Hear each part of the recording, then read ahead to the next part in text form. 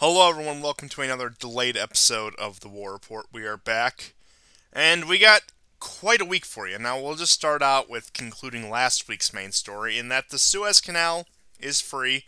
It was free the day after we made the episode, so I suppose those sort of things happen. We have to pre-record these events. That's why we try to get them out as soon as possible. So, yeah, this should be up on Tuesday. It's a little bit of a delayed schedule this week. I think everyone had a busy week, but that's aside the point. And really, I do think, just to rehash this point, the Suez Canal story showed that sea trade is not 100% reliable. No form of trade, no form of anything is 100% reliable.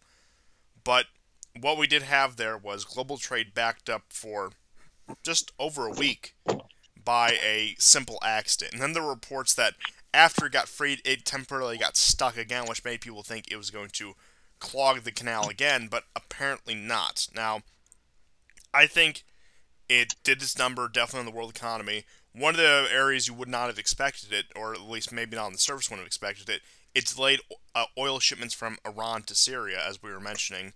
And again, we'll have to see if the Iranians start trying to transport their oil through Iraq again, as they were back when their convoys were getting bombed in 2018, 2019. But it does open the possibility that now, with U.S. action in the region, that's very contingent. Biden is, funny enough, actually a very unpredictable actor.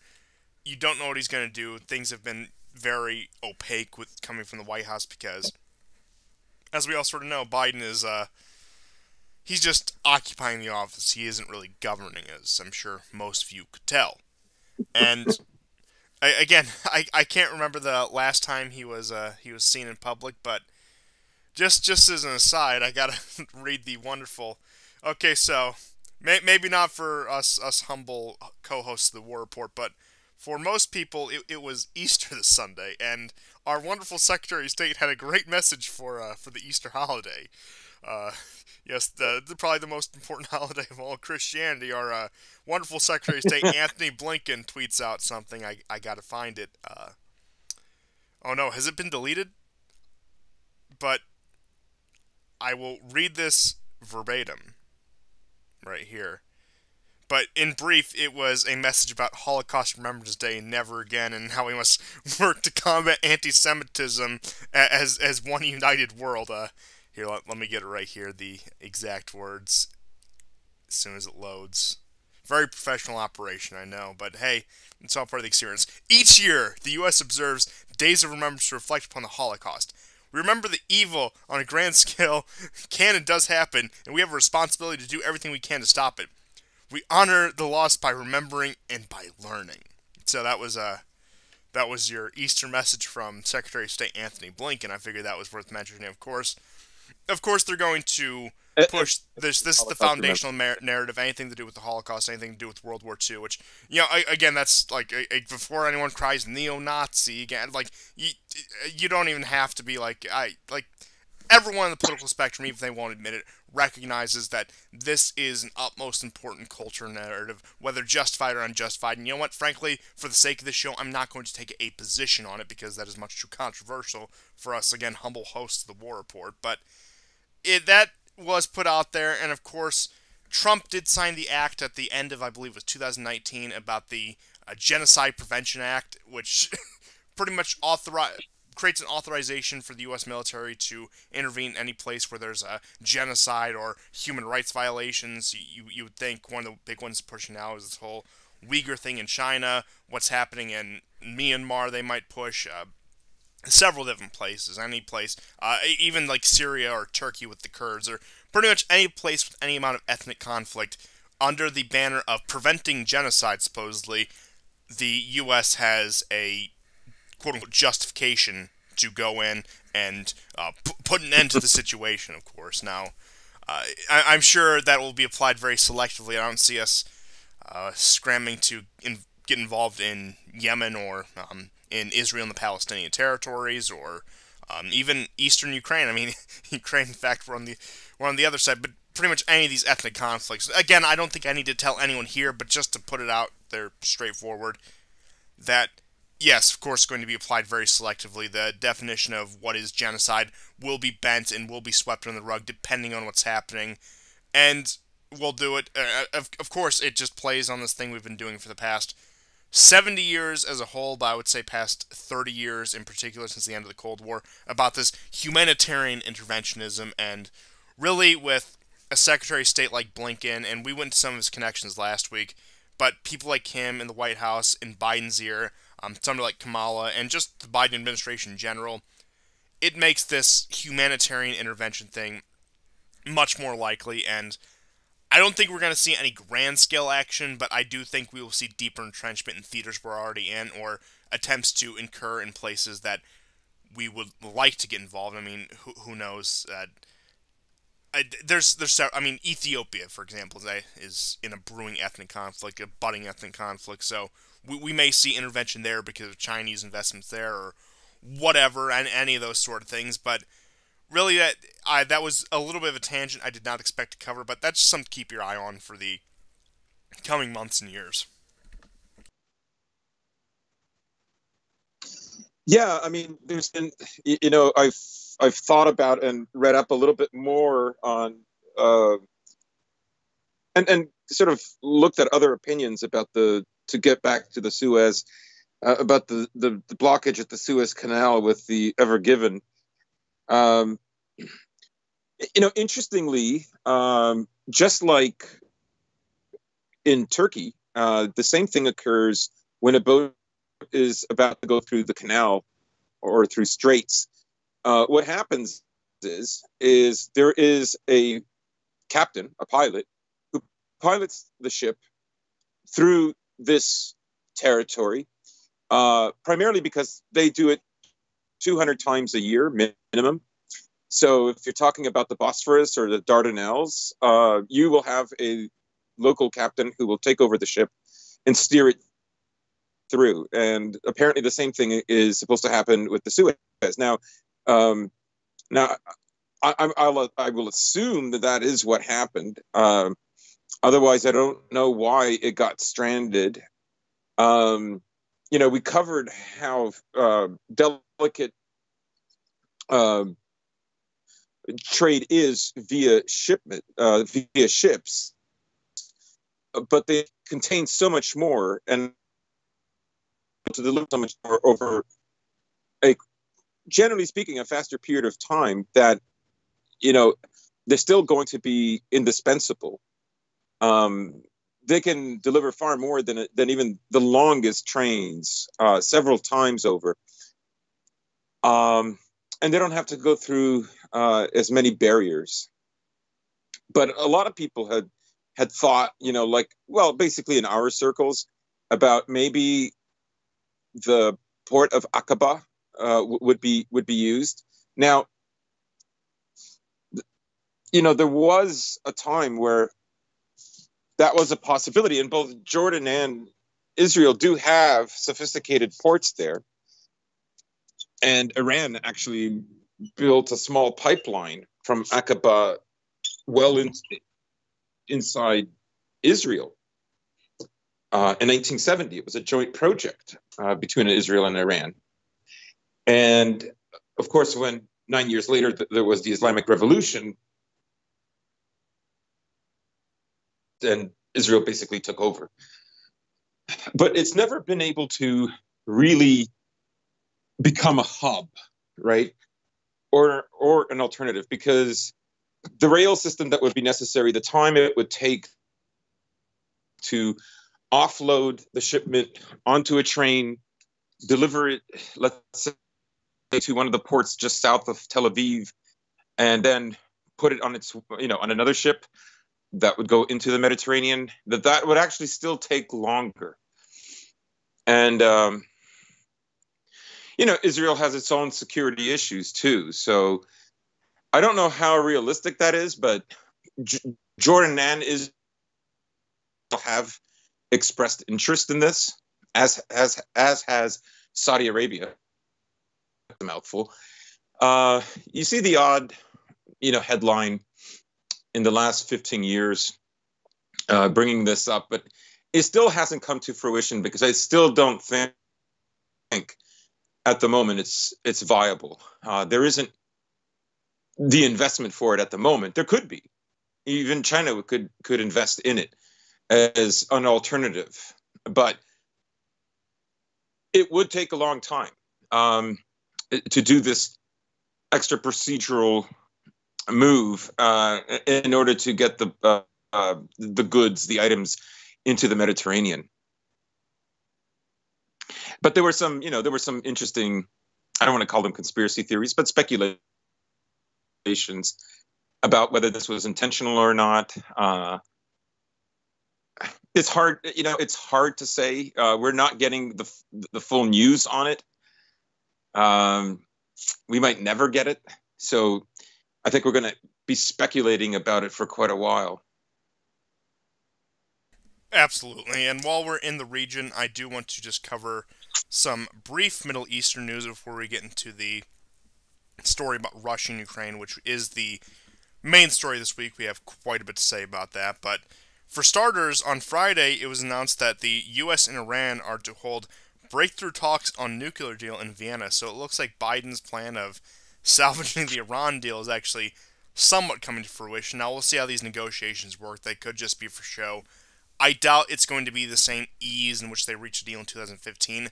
Not that that was a particularly easy task, but all things considered, you would have expected a lot more difficulties. I expect very deadlocked negotiations. I expect Iran will want a lot of guarantees of the U.S. backing off in the region and less hostility towards them. And I imagine, of course, the U.S. will push, like, oh, you have to get X, Y, and Z out of Syria. You need to stop supporting whatever groups in Yemen. It's probably going to be very tense negotiations that really go nowhere because Biden is in, again, that strange position, or Biden's administration, I'd say, is in that strange position where they want to return to that Obama-era policy of trying to bring Iran into the Western sphere, yet they want to hammer on Syria. And that has both, in ways, of course, hammering on Syria has pleased Israel, while negotiations with Iran has displeased Israel, which it is an interesting dynamic because of how quickly Netanyahu has warmed up to Biden, has tried to grease his palms, has tried to curry his favor, as opposed to where in the Obama administration it was a very contentious relationship. So we'll have to see how that works out. Of course, under Trump, Trump was very pro-Zionist, very pro-cracking down on Iran, maybe less so in Syria, but he did a lot, of course, to please the, at least, Likud wing of the Israeli lobby in that regard. But we do have those talks set to begin, and in Syria, Iran has moved their missiles into Deir ez-Zor, which is right on the Golan Heights border, which, of course, is occupied by Israel, as you see there. Of course, that blue section at the bottom of the map is the Golan Heights, which is the area, again, occupied by Israel since '67. Quite a bit of action in northwestern Syria, as is par for the course. You see the Syrian and Russian and other affiliated forces pushing further into the north. You have the Kurds and SDF clashing with Turkish-backed forces in northeastern Syria again, and the continuous shelling. And as I said, Syria is on a bit of a shortage of fuel now. Now that the canal is cleared up and the shipments have continued, I don't know how long that shortage will be, but I know that Syria was reaching pretty critical levels as these shipments were delayed and that there wasn't really any effort to relieve it, whether that be oil trade via land from Iran or through Crimea and Russia. But we'll have to see how that is. So that has hindered some operations in Syria. That definitely was not enough to collapse the country, but it shows a lot of potential. And I keep on going back to this point about the Suez Canal and sea trade. I expect, after seeing what this mishap, what this accident did to the global economy via sea trade, that we're going to see in the next few months, next few years, increase in incidents in piracy. Now, the U.S. Navy actually has been pretty good since the end of World War II, actually, on keeping the seas safe from piracy. Now, again, exceptions in Somalia, whatever, but the global seas are the safest they have ever been under the protection of the U.S. Navy currently. But I could see here and there where their protection may waver, and pirate groups might pop up on certain sea routes that certain rivals of the U.S. might use, and some blockage or something that impedes the trade of American rivals, which, again, that goes back to that paradoxical system of we're guaranteeing the global sea trade even for our adversaries. So, but again, I could see a change in that, especially as the situation gets more desperate, especially as China looks to increase its naval independence, especially as Russia also invests more in its navy, and even some of these smaller countries are investing in their navy. You see the UK and France looking to rebolster that. Not so much Germany, but again, I would say the UK and France, particularly in terms of Europe, are also looking to seek more naval and just military independence in general from the United States. But getting back to Syria, we haven't seen much out of it, but we've seen, again, moves for escalations, as I was saying, with the Iranian missiles in Deir ez-Zor, the cradle, no, that's Daraa. Deir ez-Zor is the region near Iraq. Forgive me, I misspoke, but I do think they still have assets in Daraa, which was the cradle of the revolution, the one bordering the Golan Heights. And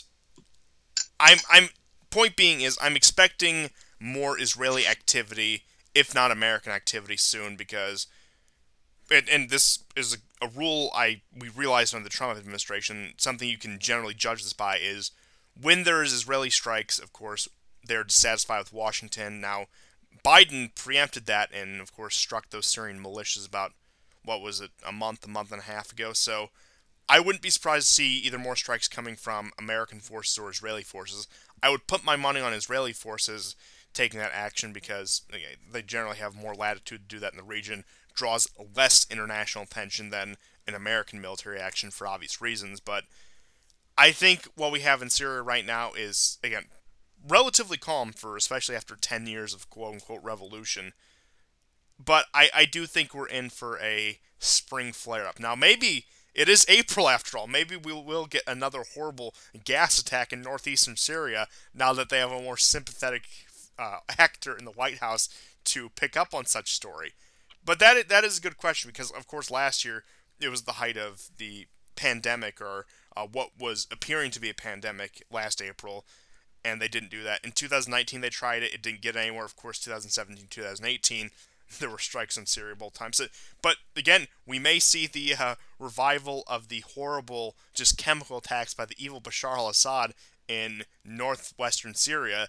As you were seeing a few months ago, right before the strikes, they were propping up, look at Assad's torture facilities, and look at how horribly human rights abuses are in Syria. We must act. So we could see that in the next few weeks. I would keep an eye on Syria. Maybe not something as brazen as the previous quote-unquote chemical attacks, but expect some news that draws the international spotlight to Syria within the next month or so, would be my prediction. Yeah, I mean, there's a lot going on in Syria at the moment. And just as an aside, because we were talking about pipelines, Idlib was way back in the earlier part of the 20th century. It was a part that was designated to have a pipeline. From what I remember, shortly after Ataturk, there was forget the name of the leader that followed him. There was land that was taken by the Turks that under Ataturk wasn't. And there's been speculation that if there is a pipeline that would originate from, let's say, Iraqi Kurd territory, that it could go through there, primarily because of terrain. The further you go into Turkey, the more complicated it is in terms of elevations, and it would present more difficulty in constructing a pipeline there. But Idlib would be slightly easier. But there is also, like as I said, a peripheral news that's developing in Turkey again, and this has to do with dozens of, not dozens, 10 retired admirals that have signed on and warned against a possible threat to Turkey's treaty. Turkey has the Montreux Treaty for the Straits. Basically, this exempts them from having to choose a side if there was a war. That was the case in World War II. And so it's internationally protected, but there is a plan to create another corridor bypassing the Bosphorus and the Dardanelles, for which Turkey complete control. And Erdogan actually went on public television, state-run television, to basically say, "I'm in charge. You're not in charge. How dare you? Do you know? I overcame the July 15th coup. You better understand your limits." But the text overall was signed by 103 retired admirals. So, I'm not sure I know exactly what's happening in Turkey right now. Is it fear that creating this new corridor that, I can foresee how it would bother Russia and some other state players if this was to happen. And, those 10 admirals and then the 103 others who signed on to it, in that letter, you get the sense that there's fear that there would be tremendous repercussions for Turkey if this did happen. It's hard to say. Biden's administration isn't quite like Obama's. Obama was not necessarily happy with Erdogan, and again, that might have to do with the pipelines. Under the pipeline deal with Qatar was to have the pipeline go, of course, from Qatar into Saudi Arabia, into Jordan, Syria, and then terminate in Turkey. One of the things that Obama did, of course, with the Arab Spring was to create the possibility of a joint effort between Qatar and Iran, of all countries, right, with a different route that would not have Turkey, that it would not terminate in Turkey, that it would terminate in the Mediterranean. This would be more similar to another pipeline proposal that would go from, and which is one that has been backed by Russia and Iran and Syria, and that would be a pipeline that would originate from Iran, go into Iraq, then Syria, and then into the Mediterranean. So, but of course, Saudi Arabia cracked down on the Arab Spring. Lots of countries were able to avoid the pitfalls, and that didn't come into fruition. So maybe there was another attempt. I don't know. But I always got the feeling that there were certain players within Turkey that were siding with the Americans and that wanted Erdogan out. It could have been, another attempt, as I say, like a third pipeline proposal that maybe for geopolitics was better for Turkey in the long run, even if the pipeline didn't terminate in Turkey. I'm not sure. Well, I'm not a sure very exactly interesting question this raises? The question of Azerbaijan and pipelines. Because, of course, that's very right. Ingrained with Turkey. And, the American side under Trump was very wishy-washy. Now, he said some positive things about the Armenians, I think, when he was doing a rally near some Armenian community. Biden has been pretty quiet about the situation, but again, that raises the question, and of course there's some news out of Armenia we'll get to later, probably at the tail end of the show, but yeah, that raises an interesting question with how is the West going to treat that, because a lot of Western countries, while they may have given some vocal support to to Armenia, a lot of them were geopolitically, in terms of, especially, again, pipelines, were on the side of Azerbaijan. And of course, with that pipeline, that brings in the question of Europe's energy sources, Nord Stream 2, and again, Yes. I think we're seeing happen, not to speak too highly of myself and my own predictions, but what I said around this time last year around the oil bust, we are on the precipice of a major energy war. Now, I'm not saying that's going to be a hot war, but I've said several times before, and I will repeat myself yet again because repetition is key. If there's going to be a hot war among major countries, not like a Syrian type war or a Yemen type war, not that those aren't intense, but like if we're to see another quote unquote conventional war in our lifetimes, it will be over the issue of energy, and particularly pipelines.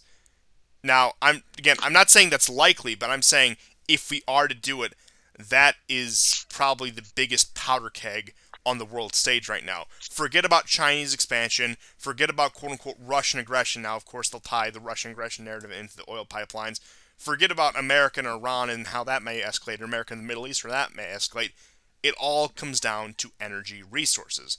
And it even comes down to, as we'll get into some of the Ukraine story, resources that aren't even energy. I mean, a lot of the problems with Ukraine, at least what it on the surface appears to be, is water issues, access to water. Again, we are going to see, especially as the world becomes more contentious, maybe not outright hot conflicts, but the major point of geopolitical contention is, where do you get your energy from? And again, that's been a thing for quite a while now, but I think especially going into this era with how volatile things are on the world stage, how volatile this current world order is, nobody really knows. I mean, again, I go back and forth myself. Is America still this hegemonic power? Have we truly entered a multipolar world? With all these questions, again, one big thing they all hinge on is the current energy sources, the pipelines being built, even alternative energies like nuclear, whatever. But again, at the end of the day, it all comes down to energy in this current paradigm we're experiencing right now. Right. There's just more profit in oil, and there's more things that can be done with oil byproducts. That's why it's still an incredibly important resource. It's not going to go away. All the green talk is like basically, all saving the planet and all that kind of stuff. A lot of it is for NGOs, and NGOs basically fulfilled the purpose of what the CIA had to do during the 60s and 70s. That's been farmed out. And basically, as we've seen the last few years, but particularly under Biden's administration, America's internal policy is also its foreign policy. It's essentially the same thing. It's various linchpins that are used internally are used externally, right? And they've been doing this for quite a while, like Tibet, for instance. Back in the early 2000s and late 90s, Tibet was all the rage and the cause, and all the alternative music bands that had free Tibet concerts and so on. I mean, that was basically, I hate to say it, it sounds like a broken record, but it's American imperialism, right? China at the time had a one-child policy, and Tibet was exempt from that.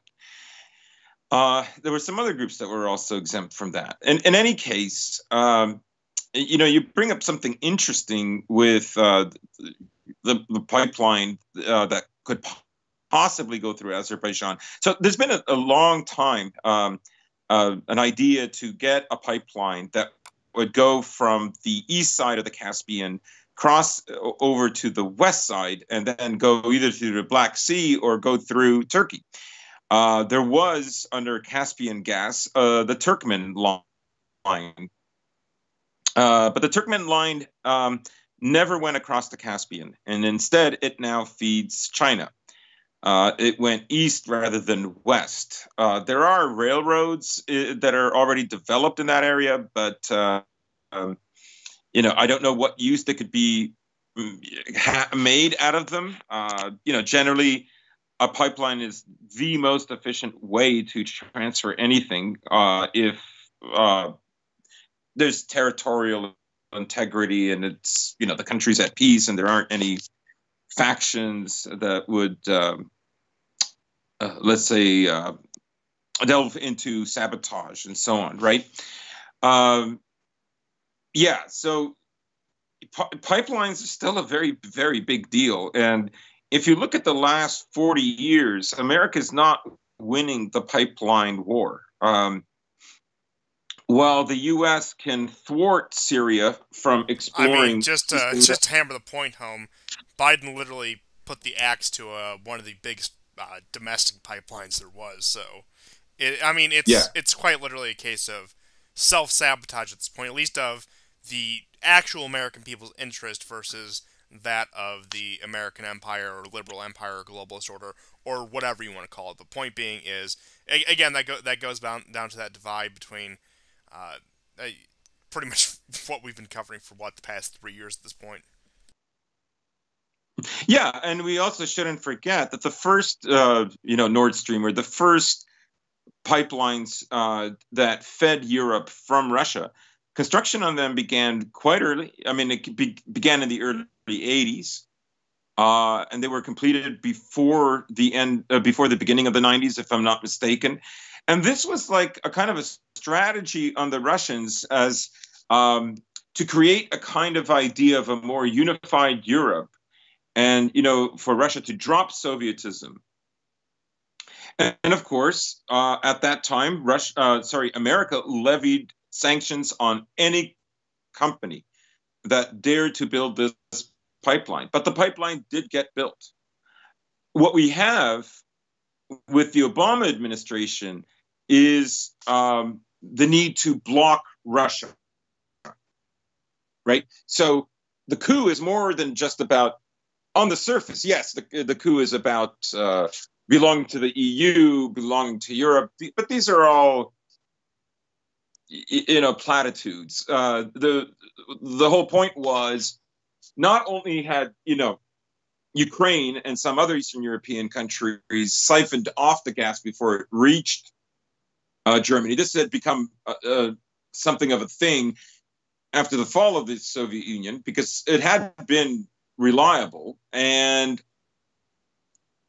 so the idea was, if we block this, if we block this gas from reaching Western Europe, right, then we force Western Europe to buy American gas and American oil. This is why Nord Stream 2 irks them so much, is that not only did America fail to stop the first pipeline, but there's a possibility they might not be able to succeed for a second one. And, a lot of the concerns that the British Empire have are now America's concerns. America has really stepped into that role. And so Britain's main concern was the combined power of Russian resources and German industry and technology. And that is also America's concern. It's not just for the profits, but should Russia find a way to curtail all these efforts, American influence, which is already on the wane in Europe, will continue to increase. I mean, I hate to make historical parallels despite my frequent use of them, but you look at the lead up to World War I, and I'm not saying we're on the precipice of another World War. Under Bismarck, Russian-German relations were very warm and very friendly, and it was a pretty concerted effort on the part of the British and the French to break those relations. What we see today is the U.S., the American Empire, trying to forcibly break these relations, whereas the British and the French outbid Germany in terms of investments into Russia and trade deals with Russia. And again, I don't see the U.S. taking that soft, friendly route. I imagine it's going to be a more forceful hammer, which is why you see a lot of it focused on Germany, because again, we've put the screws to Russia, and that just seemingly does not work. Now, I think we are trying this new gambit in Ukraine, which, again, I've been teasing the entire episode. I'll get into after this, but we've been really putting the screws on Germany. over Nord Stream and the desire to lift sanctions, not only Germany, but other various European countries. I don't think we've taken any official action against Hungary, but again, just the way the State Department behaves towards Hungary, and not that Hungary's that major of a player, but in terms of like European countries that want to cooperate with Russia, we've been putting the screws to. Now, with that being said, it looks like we're trying to put the screws to Russia again via Ukraine, which I think this is a strategy that Obama tried to really use Ukraine as pretty much use Ukrainians as cannon fodder for the Russians to draw them into a conflict that would be long and protracted, that would, between that and the sanctions, would break the Russians. And conveniently, almost immediately after Biden takes office, about like 2 months ago, the Ukrainians began amassing forces at the border with the Donbass, with the breakaway regions, that the pro-Russian breakaway regions.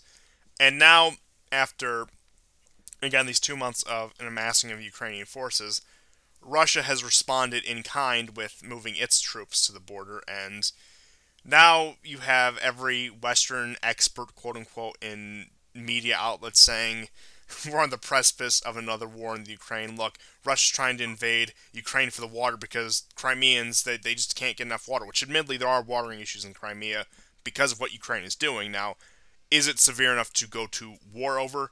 I don't know. I'm not too familiar with the situation on the ground. I know it probably is one of the more dire situations out there, but we're seeing this amassment, which I think a lot of people have predicted for a while, and I would say out of all the fearmonger they've done about the Donbass and the Ukraine in terms of a hot conflict breaking out again, this is probably the case. This is probably the case where it would actually happen. And I think that I saw a pretty interesting analysis. Now, I'm not sure what this guy's angle was, whether he was saying, whether he thought it was going to happen, or at least put the proposal out there that, like, it would be a very easy military operation, theoretically, for Russia to go in and seize this dam that's been blocking the water to Crimea and, again, pretty much reopen it and restore normalcy to the situation. It would be similar to the 2008 Georgian War, where they just need to push in at a rapid speed, which, again, as we saw in Georgia, they can do. And that's through the mountains of Georgia,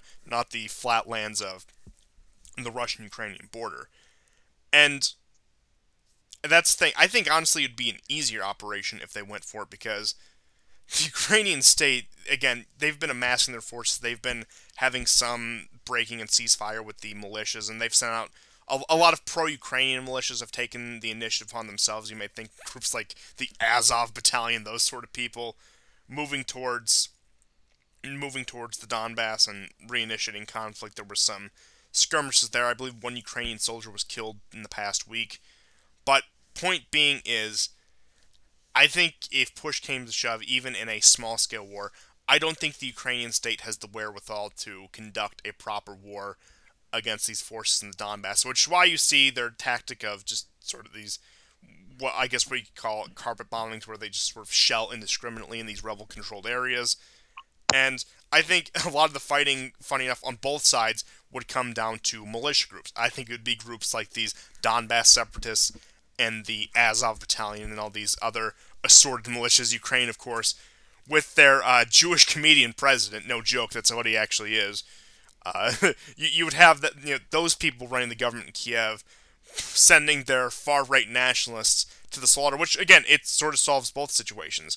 You have the neoliberal puppets running the government, taking care of the problem of the far-right nationalists who, under any normal circumstance, you would think would hate them, but drumming up on some sort of faux patriotism, faux nationalism, and sending them into a meat grinder in the East. It's sort of a situation that solves itself, even if they can't tackle this impending Russia problem. Because even if Russia's not invading, what the Ukrainians fundamentally realize, because just the fragility of their own nation, and again, I think even a lot of pro-Ukrainian people would say, yeah, Ukraine is in pretty dire straits right now. It's now, of course, a lot of them would say that Russia's not much better off, or not at all better off. But point being is, I don't think there's any denying, regardless of your stance in the situation, that Ukraine is in pretty dire straits and probably could not weather an all-out conflict, or at least not as well as Russia could. So, again, I don't know if they're going to trade blows. I'm not even going to dare to predict that, but I will say this, I will take the weasel answer and say, out of all the times they've told us in the past 7 years that Russia's finally going to war with Ukraine, I would say this is the most likely. Now, I'm not saying that's likely, but I'm saying out of all the times, this is the most likely. Yeah. There's another function. I hate to keep bringing pipelines back into it, but America needs, and this is one of the reasons why I think Russia, besides the humanitarian cost, why Russia did not want the war to expand or to grow hot again. And that is that any hemorrhage there, I mean, would be bad for Russia long term.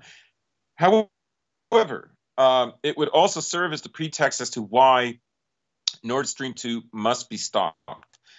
We saw with Borrell failing basically in his standoff with Lavrov, failing with Navalny, the Navalny protests themselves failing, in order to convince Merkel to stop the pipeline, to stop Nord Stream 2.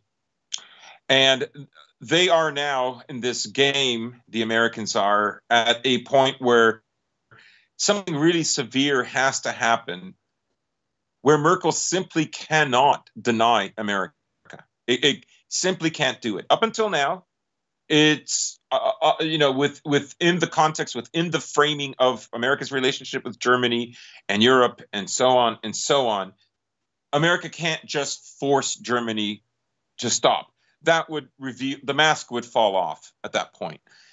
However, if war in Ukraine did break out in a way that was as severe as it was in 2014, maybe worse, and the potential for it to be worse are higher, then I think Biden is nearly assured that he will be able to pressure Merkel to stop the pipeline.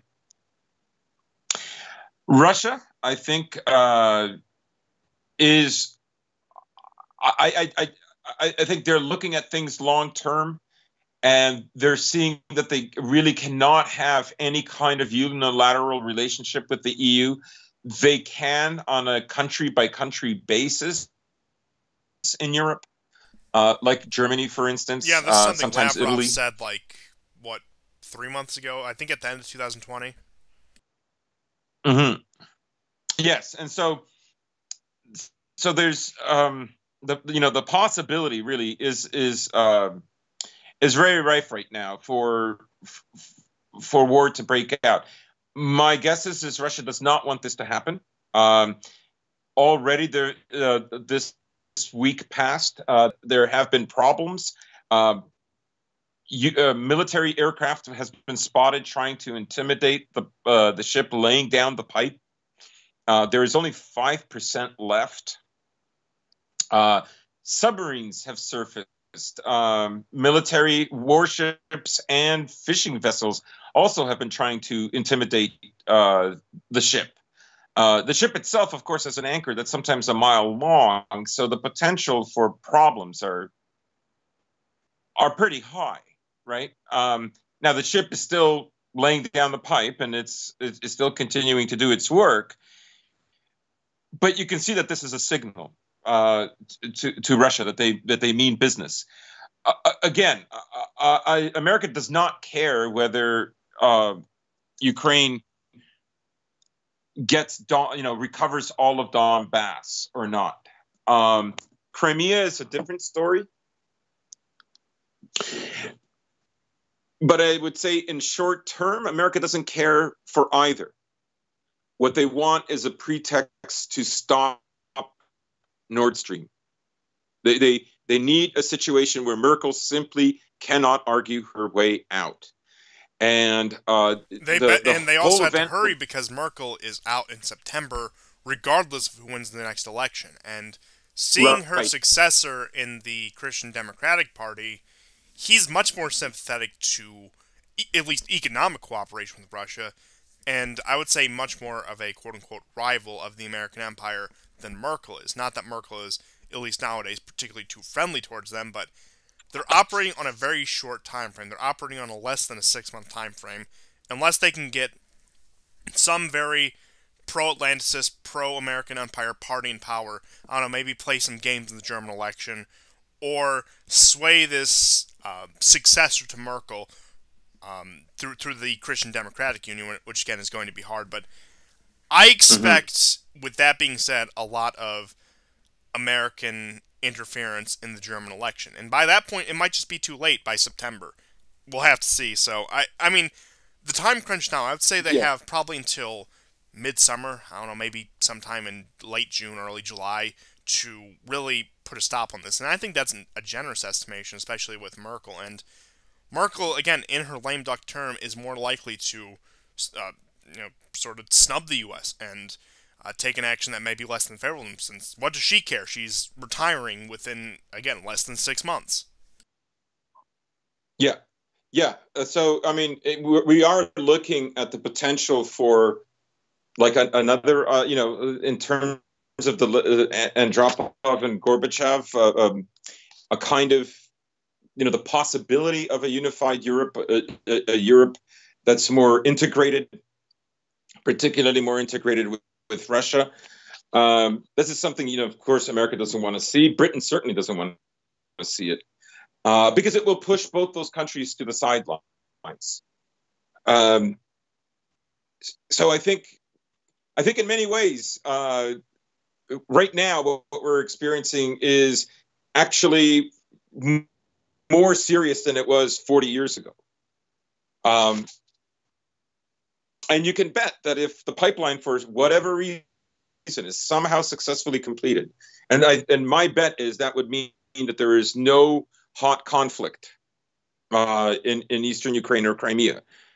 That if it is completed, then America will have no choice but to try to thwart Russia somewhere else. Now, America is on a very different footing than it was for the first and second Iraq wars. It's not capable any longer to dump, tens and tens and tens or hundreds of thousands of personnel the way it could before. Its rapid that it showed back in 2001 and 2003 in Afghanistan and in Iraq is not there. This is also, the reason why they're using more wokeism in their military, right? They're expecting the whole world to adopt wokeism. America still sees itself as the moral or the political theocratic leader of the world, right? But Russia is getting wise to this. And last week as well, Lavrov, a bit of a stir. Didn't get a lot of coverage, but I think people who read it understood what his signaling was about. He came out and said that it's very egregious to see that the American government is continuing with this demonization of whites, with this aggressive anti-white policy.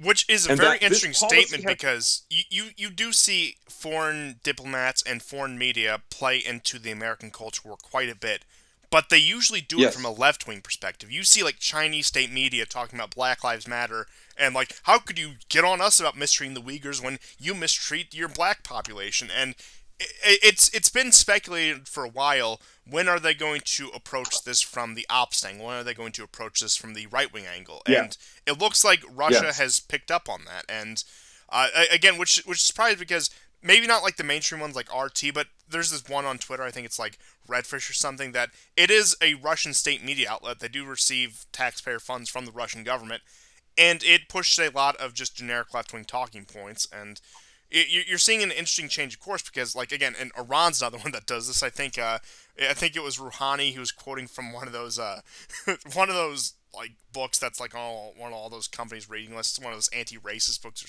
some crap like that. And, he was quoting one of the, I think it was Fire and Fury, which was one of the tell-all books about the Trump administration by that Bob Woodward guy who was like allegedly a former Trump aide or something. But point being is, they usually come from a left-wing vector because, again, that is the dominant party in the U.S., that is the dominant ideology in the U.S., but you are seeing an interesting change, of course. Maybe this isn't so much to appeal to, well, I'm sure it is somewhat to appeal to right-wing Americans, but maybe more to right-wing Europeans calling out what Lavrov would term as anti-white sentiments in the United States.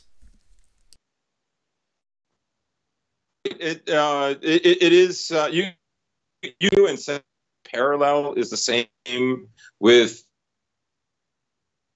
but the CIA pushed rock and roll music as it did abstract painting, not differentiate itself completely from anything that preceded old Europe, including Soviet Russia, but also again to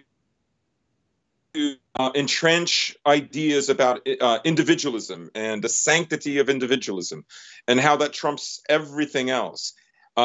This policy, and we should remember that, Biden is actually, his administration more than any other is going back to this like early Cold War, just finished the Second World War kind of policy.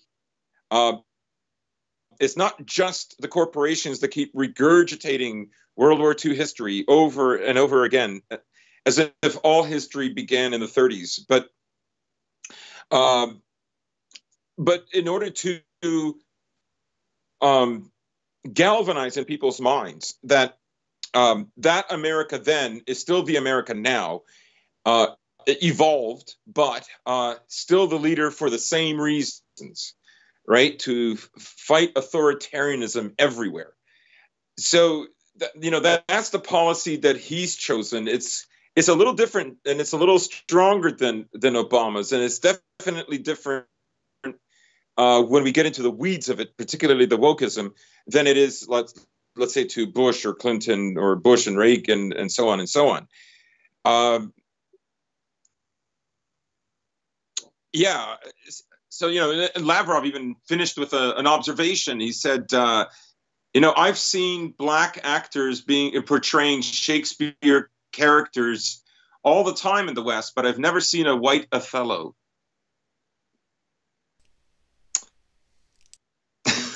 That is quite the statement, isn't it? But yes, and again, it was inevitable that some foreign power was going to play on right-wing sentiments in America. Again, as the hegemonic power, our culture, again, is also hegemonic, for better and for worse, which at this point I'd say is more so for worse. And you even saw this, it was during the riots in the summer where one of the Russian state media outlets closed off with just scenes of rioting in America. So, like I said, and of course they've been scaremongering about this for years, how Putin is controlling the far right in America and in Europe. But at a certain point, it makes sense why you see these things being pushed, and it's really a surprise that the Russian state, just from a strategic standpoint, has waited this long to play this card, when I would say they could have been playing this as early as 2017, 2018, if not sooner. And I agree. Yeah, again, I agree, but I think in many ways, Trump as president made that more difficult to do. Oh, definitely, and that's why you saw like a lot of these foreign states go for the left-wing narratives. Like again, last year you had China pushing a lot of BLM stuff on their state media, and that one Chinese Twitter diplomat, the one that always gets in Twitter fights, that's I can't remember his name, but like again, he's always in some Twitter fight. He was pushing some of that stuff last May during again the initial riots and all that sort of stuff. But I imagine, especially as I would say at this point, I don't think anyone would dispute me. Even if we do get more quote-unquote conservatives in office, even if Biden does lose 2024 to a Republican, after the post-Trump era is solidly in control of the American left wing, the American Democratic Party. Not that we weren't before, but pretty much any sort of mainstream political resistance that has been crushed. I expect these countries like Iran, like China, like Russia, to play again on more right-wing and maybe more traditional sentiments, saying, well, you've been disinherited by your own nation. Why should you care about your leaders when they don't pay mind to you, when they're actually trying to undermine your culture? And look, why don't you want to be like us and preserve your culture? Again, I do think you will see a hard shift, even from, again, like countries like Iran and China, to stroking right-wing sympathies. Now, how successful that will be, time will tell. I think they will be much more successful in perhaps smaller countries, again, like perhaps some of these Eastern European countries that have put so much hope and faith in America since the collapse of communism. You may think Poland, Romania, maybe Poland might be a bit of a tough nut to crack, but countries like Romania, Bulgaria, Hungary, etc. I do think beyond them stroking American right-wing sentiments, they're going to stroke a lot of European right-wing sentiments, and probably to much greater effect. Yeah, I mean, it's really the card that has been begging to be put down on the table for quite some time, as you pointed out. Certainly, Russia could even have played it to some degree while Obama was in office. But again, I wonder, tactically how, if Putin sounded something like Trump, it would have raised the alarms even more so. American cultural narratives in like 2014, 2016, I would say simply weren't there at the time. Right. But anti-white governmental policies are a thing, and they're poisonous. They're real, and they're evil. So a state actor like Russia, Lavrov, who has a very distinguished career as Russia's foremost diplomat, bringing this up, this is a big deal. Of course, the West will be cynical and say he's just, but the resentment is there. The divisions in the West do exist. And, frankly, I think as far back as 2014, I thought about this. I thought, the day will come when Russia will bring this up. Yeah, it is funny because if you want to talk about like a lesser degree, they were doing like a lot. And RT was pretty big, especially like in 2014 through 2016, in the American culture war with like a lot of the stuff going on, like a lot of the Trump hysteria. And again, they pretty well, they walked a tightrope between both sides. But point being is, again, this has just been a card being begged to play by the outside forces. Again, like I said, this American culture war is inescapable. I tried my hardest for about a year and a half, 2 years, to keep it off this show, but it became such a point where it permeated to the point of geopolitics where it's unavoidable at this point, where we have to discuss it. Yeah. And again, right. If we have to discuss it, for sure that other state actors, and not just our little pissant show, pissant 800 subscriber show. Now, trust me, I love you all. Thank you for sticking around. I'm glad you enjoyed the content. But again, we are a small and humble group compared to state actors and quite literal empires. Yeah. But I suppose to close out the week, we have some news on Armenia. We did touch on this briefly. The new protest movement against Pashinyan, the narrative they are taking is that he is a Russian puppet and he threw the war because Putin told him to. Again, these are the exact same people in 2016, 2018 that were marching to get Russian forces out of Armenia, and Pashinyan's biggest supporters, and that he'll integrate us to the West finally. We could be a modern and westernized country, and it'll be great, it'll be fantastic, and definitely NATO will protect us from our adversaries, protect us from the Turks and from the Azerbaijanis.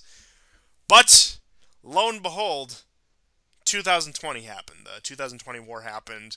Russia was forced to negotiate a peace deal that was probably pulled Armenia quite a bit out of the fire compared to where they could have been, because it looked pretty dire by the time the peace agreement was forced. Now, of course, they came out on the losing end of that because of the performance in the war, but again, trying to fault Russia for that, we've gone into that after Russia in 2018 offered to integrate air defense and update air defenses like they did in Syria, because again, you see a lot of these same drone attacks that get intercepted in Syria versus the ones that actually struck in Armenia.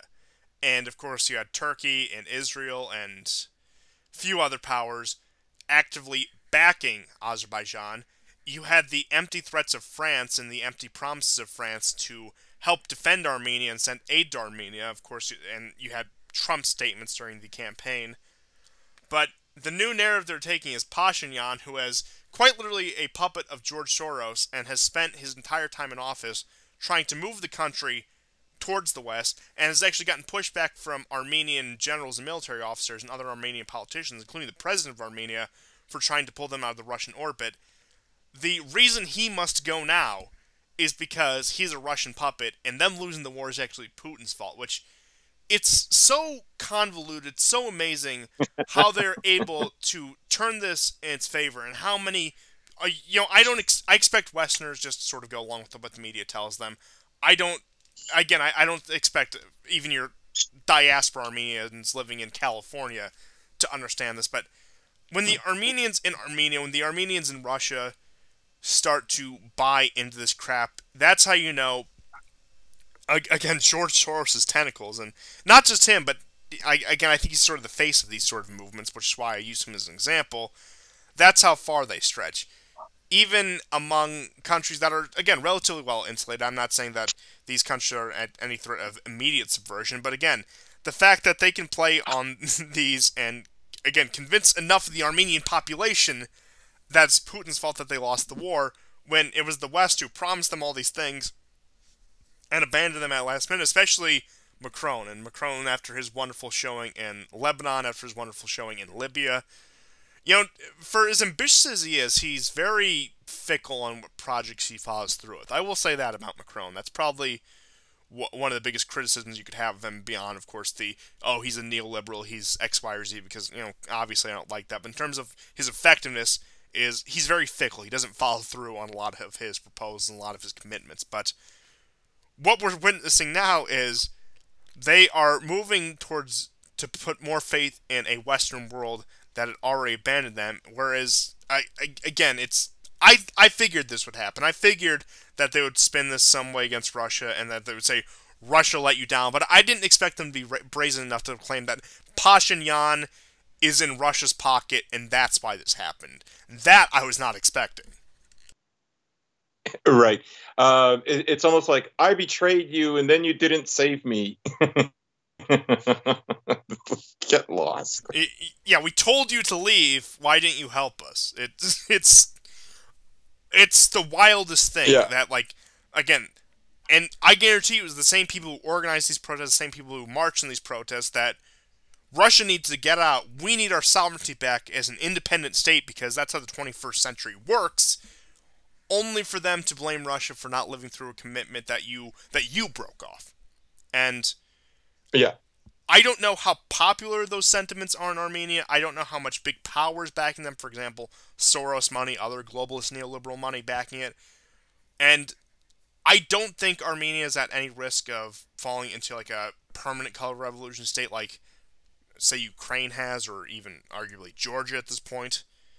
But I do think they will be a thorn in the side of Armenian politics for time to come. But I generally think I think the public opinion among Armenia, correct me if I'm wrong, is still pretty favorable towards Russia, and that a lot of them still desire closer cooperation with the Russians, despite a lot of the color revolution attempts. Now, again, definitely much more than Georgia and Ukraine. I think out of the former Soviet republics, barring somewhere like Belarus, which is full of ethnic Russians, or even like some of the ethnic Russian parts of the Baltic states, or even Central Asia, I think Armenia is probably one of the most pro-Russian former Soviet states.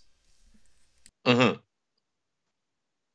Yeah, I would say that's a fair descriptor.